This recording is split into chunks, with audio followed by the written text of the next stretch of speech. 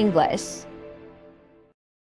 Hey there, welcome back to LK English, your go-to podcast for all things English learning. I'm Jason, and with me as always is the wonderful Julia. Hello, everyone. It's great to be here. Jason, I'm really excited about today's topic. We're diving into something that I know a lot of our listeners struggle with memorizing new vocabulary. Absolutely, Julia. It's a challenge that every language learner faces at some point. I mean, who hasn't stared at a list of new words and thought, how on earth am I going to remember all of these? Oh, I've been there more times than I can count, and I'm sure our listeners can relate.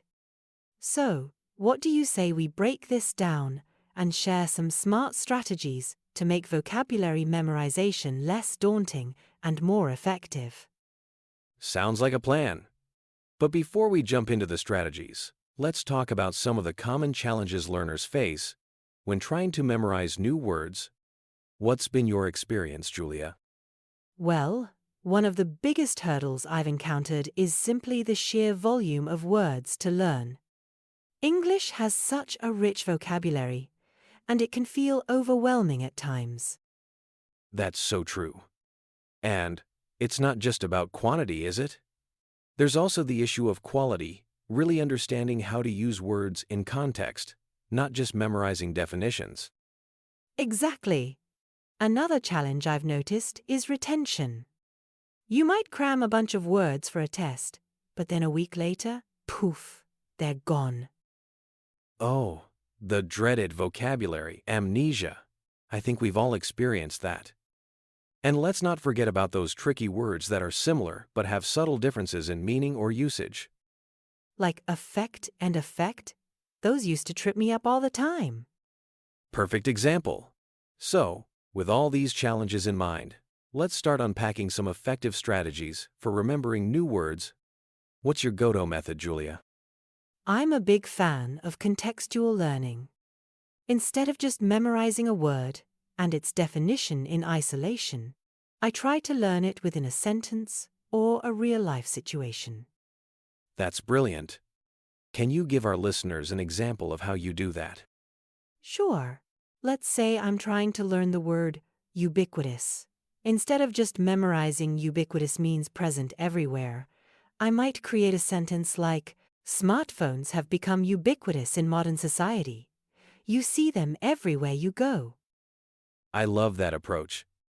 It not only helps you remember the meaning, but also how to use the word naturally in a sentence. Exactly. And it makes the learning process more engaging and relatable to real life. Another strategy I find really effective is visualization. Our brains are wired to remember images more easily than abstract concepts. Oh, that's interesting. How does that work with vocabulary? Well, let's take the word effervescent.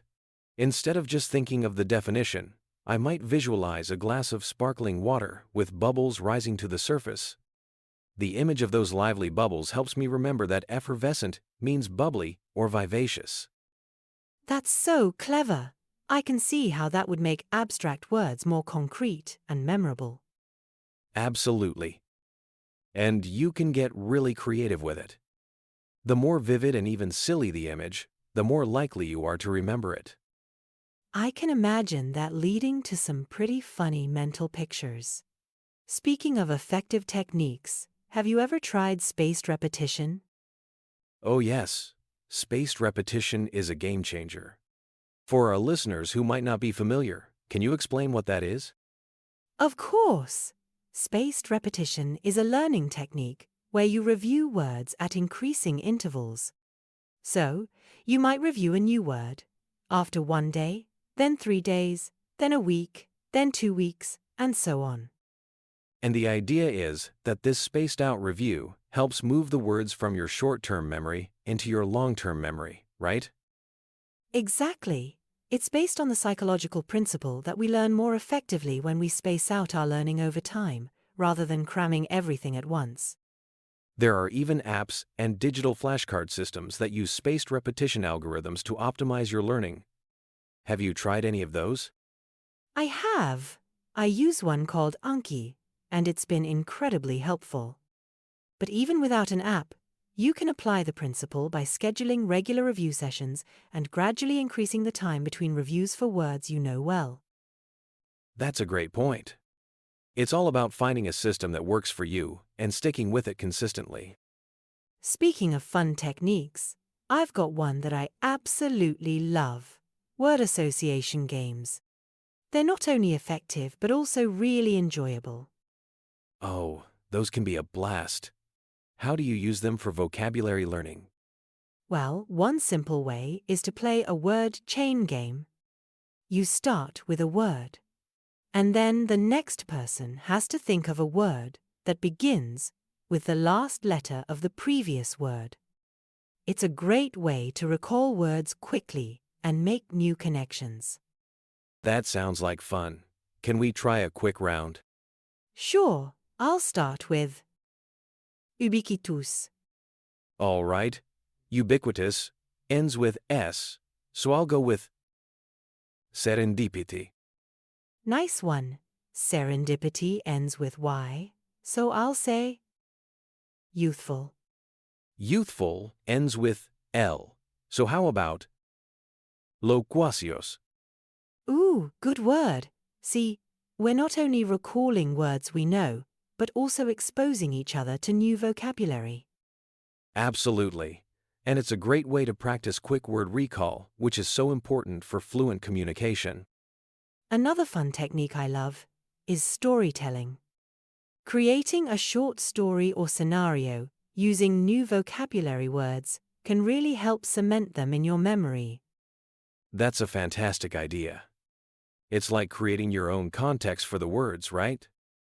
Exactly, and the more outrageous or memorable the story, the better. For example, let's create a quick story using some of the words we've mentioned: ubiquitous, effervescent, serendipity, and loquacious. I'm all ears. Let's hear your story, Julia. Okay, here goes. In a world where smartphones were ubiquitous, Sarah's effervescent personality stood out. By a stroke of serendipity, she met a loquacious parrot who taught her the art of concise communication. That's brilliant.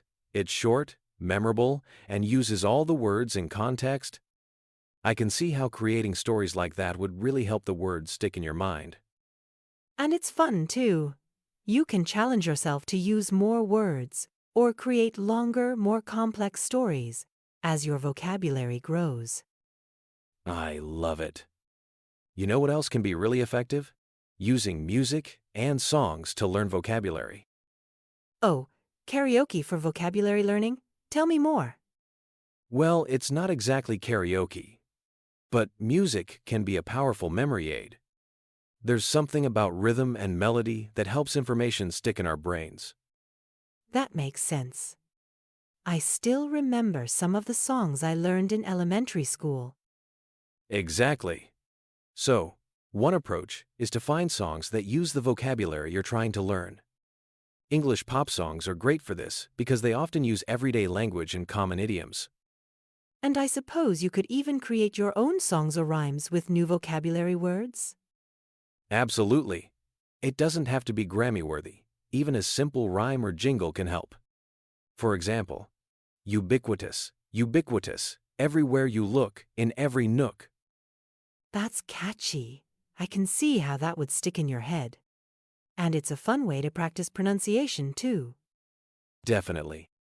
Speaking of pronunciation, another technique that can be really helpful is role-playing or creating dialogues using new vocabulary. Oh, I love role-playing. It's like bringing the words to life in a conversation. Exactly. You can create scenarios where you have to use the new words in context. For example, you could pretend to be a news reporter using words like unprecedented or controversial. Or you could role-play a job interview to practice professional vocabulary. It's a great way to get comfortable using the words in real-life situations.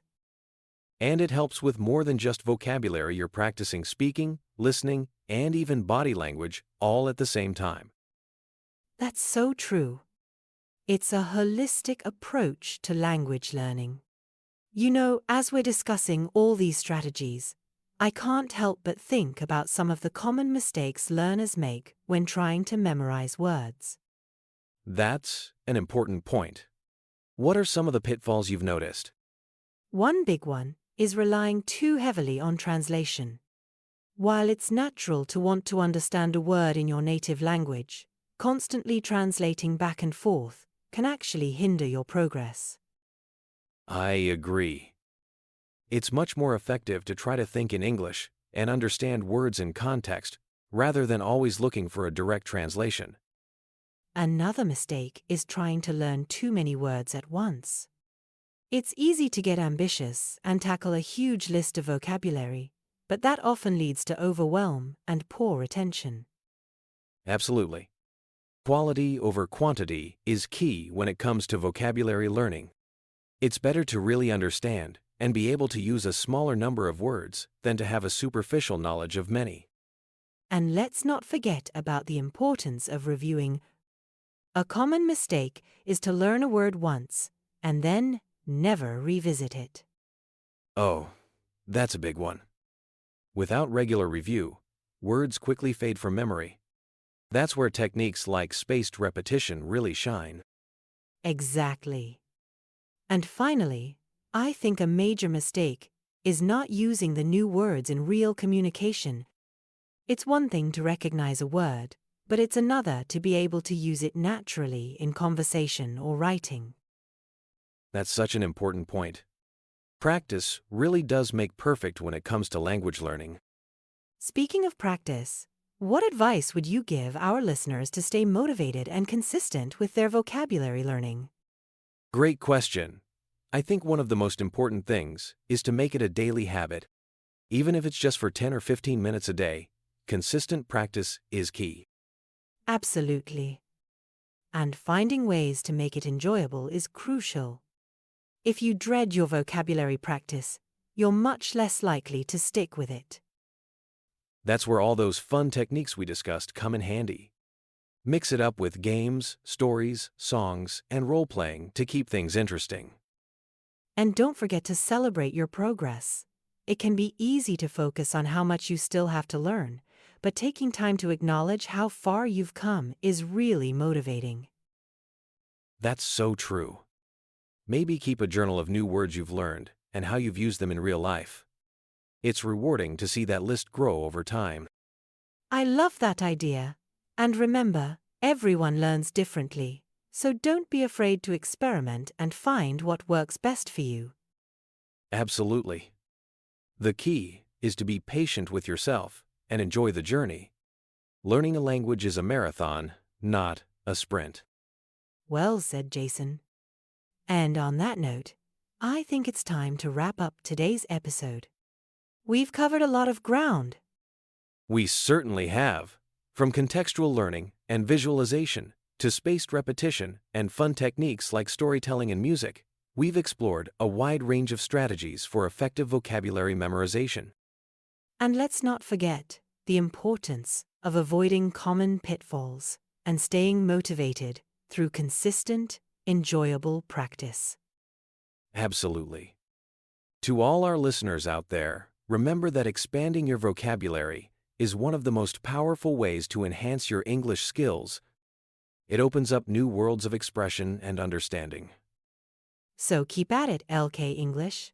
Try out some of the techniques we've discussed today, find what works for you, and most importantly, have fun with it. And don't forget to share your experiences with us. We love hearing about your language learning journeys. That's right. You can reach out to us on social media or leave a comment on our website. Let us know which strategies work best for you, or if you have any other vocabulary learning tips to share. And if you enjoyed today's episode, be sure to subscribe so you don't miss our future discussions on all things English learning. Thanks for tuning in, everyone. Until next time, keep expanding those vocabularies. And remember, in the words of the great Dr. Seuss, the more that you read, the more things you will know. The more that you learn, the more places you'll go. I couldn't have said it better myself. Happy learning, LK English. Take care, everyone, and we'll catch you in the next episode. Thank you for watching. If you found this video helpful, don't forget to like, subscribe, and share with your friends. Stay tuned for more exciting English lessons.